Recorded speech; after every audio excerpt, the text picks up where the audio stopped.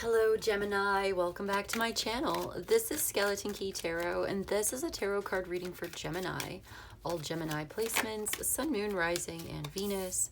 Wherever you've got Gemini in your chart or in your life, there's something in this message for you. And as always, cross watchers are welcome here too. So let's begin. Messages for Gemini, please. What does Gemini need to know? So the first card that came out is the Strength card. This is a card for Leo. You could be dealing with a Leo, or you could have important Leo placements in your chart. This is about creative willpower, determinations, and focus on a goal, okay? I'm getting more like soft power. I'm getting more like the power of persuasion, gentle force. Okay, so we've heard of brutal honesty, right? Brutally honest. What about gently honest? Can we be gentle rather than brutal? Then we've got the Nine of Pentacles. This implies that this, whatever you're working on, this approach of being gentle, gently persuasive, gently honest, is actually a really, really powerful tool for you. This will lead you to gaining a lot of money. And I just heard gaining a lot of sympathy as well. This is all about your creative, financial independence and wealth. Okay, let's get two more and we'll tie it all together. So I just see somebody who is really very fortunate, quite privileged actually, and wealthy, abundant.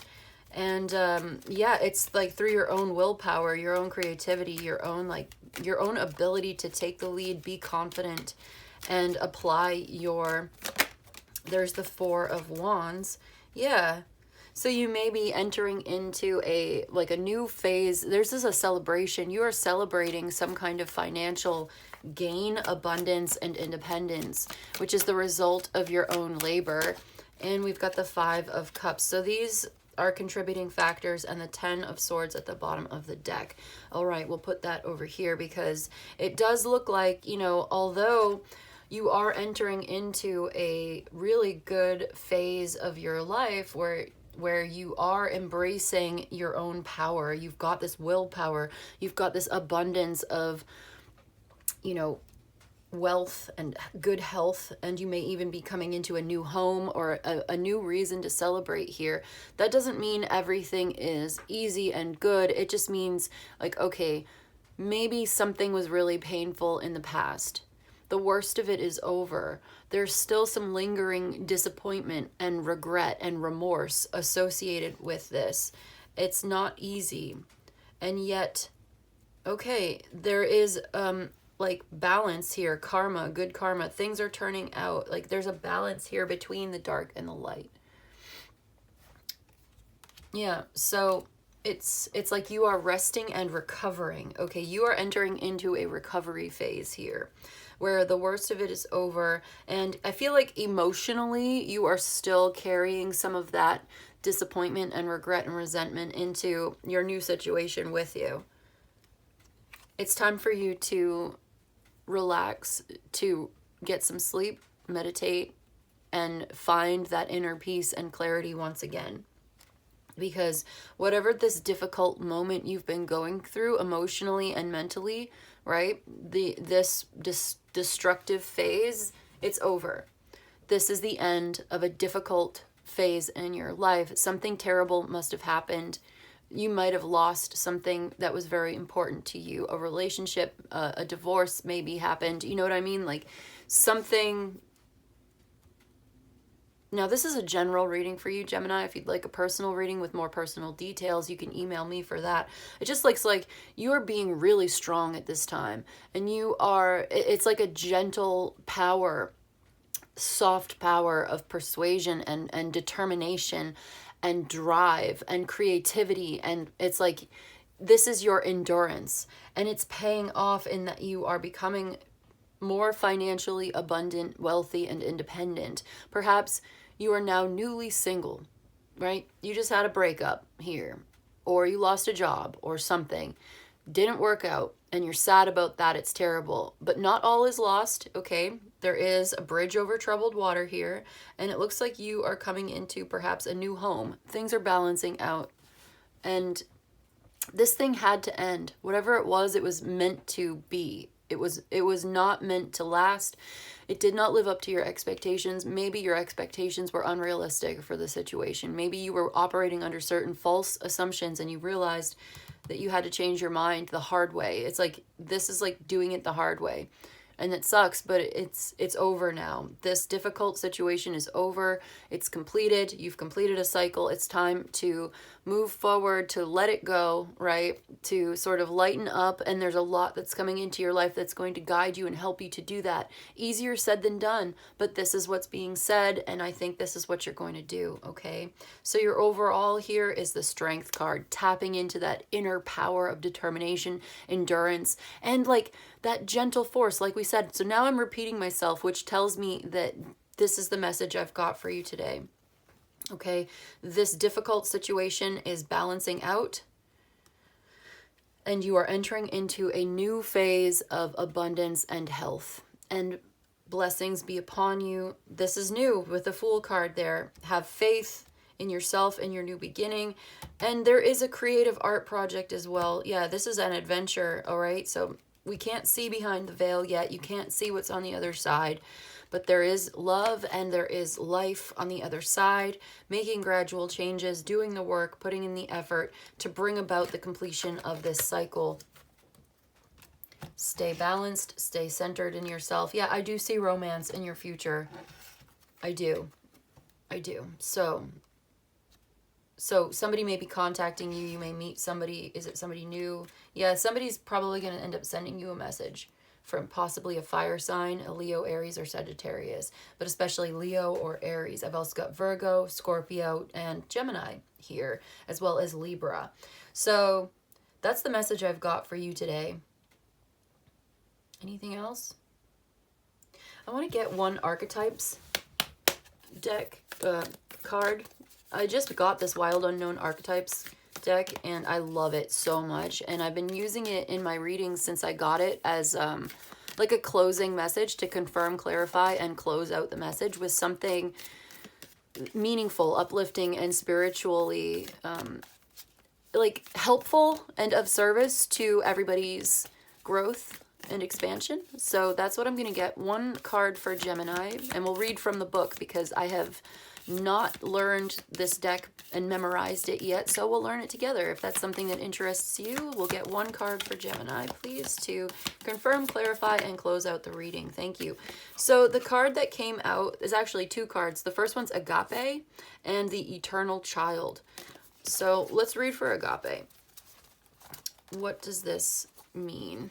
I'll put it right here.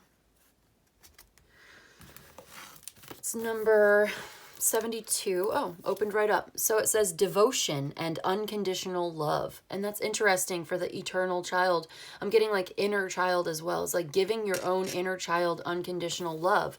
And there's that discipline. So discipline and nurturing are the same in this Strength card. Yeah, because the Strength card is like discipline and determination, but it's like nurturing as well. It's gentle nurturing. It's gentle discipline. It's like peaceful parenting for your own inner child to help you to grow through this difficult place.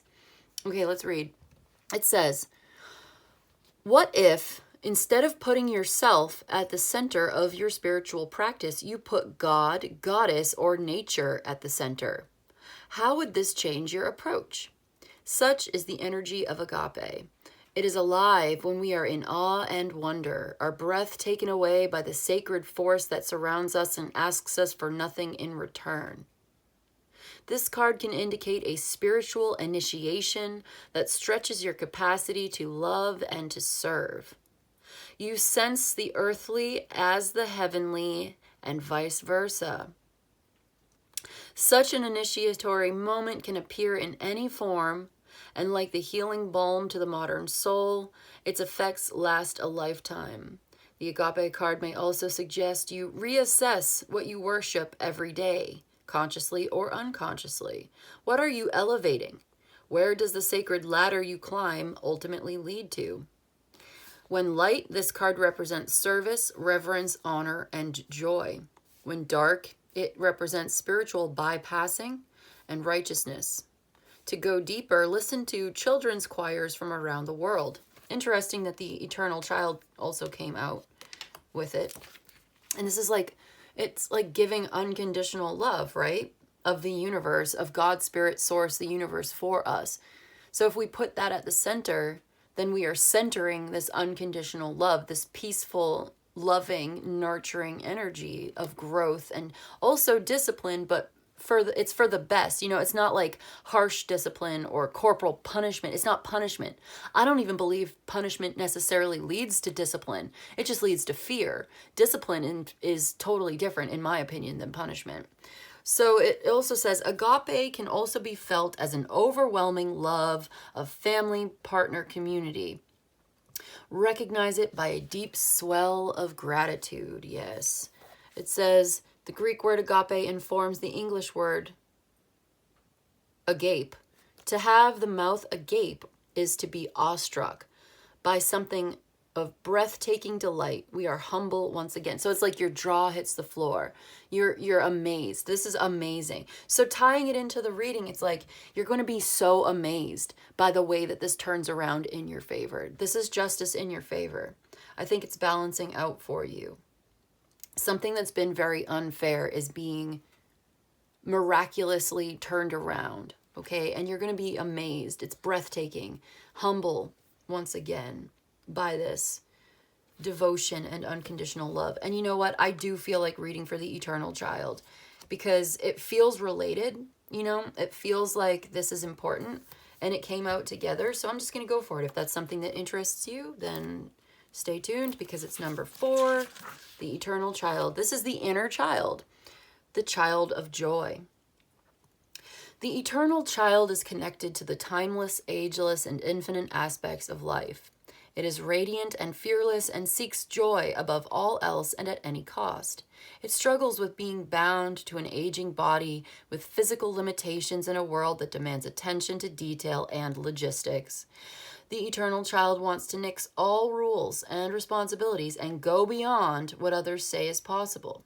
It wants to return with plenty of friends to the land of the free, where the divine wine and creativity pour from the earth and sky. We all want a sip from the well of eternal youth, and this makes the eternal child naturally popular and perhaps even famous. The eternal child glimmers. It reminds us of what is possible, what is magical about this precious life. When it's light, it is joyful, playful, it accepts all, and it's magic. When it's dark, it's addicted, selfish, adrift, and burns out. To go deeper, read about Icarus, Peter Pan, or Rumi's Has Anyone Seen the Boy? This archetype is so spirited that when its appetite for life isn't satiated, it seeks spirits and substance elsewhere. The eternal child struggles with addictions of all varieties. Celebrity culture is based heavily on this archetype, as is the phrase, live hard, die young, and the series of artists and musicians who died at 27. So the 27 Club. So yeah, this is all about living your life to the fullest, okay? Celebration.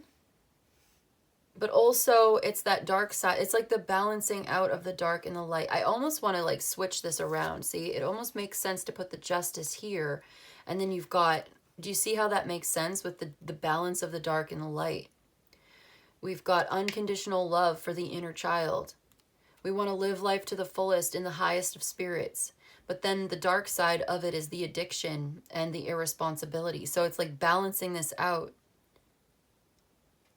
9 and 4, 9 of Pentacles, 4 of Wands, 5 of Cups, 10 of Swords. You see, this is the love and the hate, the passions, the good and the bad, the love and the struggle.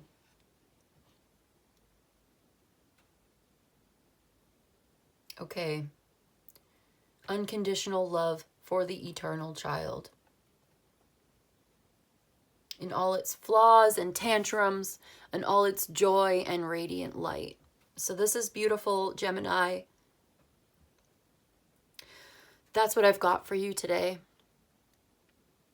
I believe this is a message about overcoming some kind of a challenge, reaching maturity, independence, right? Because the child grows up eventually to be independent, to have its own home. And this is something to celebrate. But then there's the loss of innocence as well on the other side, perhaps. Do we make space for both? Do we make space for all of this? This whole experience, this is where our strength comes from. This is where your strength is coming from. It's like keeping that connection to the inner child alive while also nurturing the growth and the spiritual like evolution as well. Centering the unconditional love of God, Spirit, the universe for each of us, as each of us is a child in their eyes. So maybe that's the best way to look at whatever situation you're overcoming right now. To love yourself and nurture yourself in that way. To have that sort of sense of discipline and joy. That soft power of discipline, not punishment, not hurting yourself, but correcting yourself and loving yourself, taking good care of yourself and nurturing yourself. That is the kind of balance we like to see. Staying centered and calm no matter what's happening. Tranquility on the inside and peace and justice on the outside. Something like that. Being fair to yourself and others. Being fair to the past. Letting something go because you can't hold on to it anymore because it's over. Then that's the worst of it. The worst of it is like having to maybe realize that this is over and it's time to accept it. As you go through this grieving process that we see over here, you become more abundant. You're entering into a more abundant phase. So be strong. Have faith in yourself. Be confident. And yeah, okay. So is that the advice? I think that's the advice. So I don't want to belabor the point. That's what I've got for you today, Gemini. I hope this was helpful. I hope it was of service to you. If you enjoyed this and you'd like a personal reading, my email's in the description box below. You can email me. I'll let you know how it works. You let me know what you need. But in any case, I just want to say thank you so much for joining me today. And I'll see you in the next one, okay? Bye.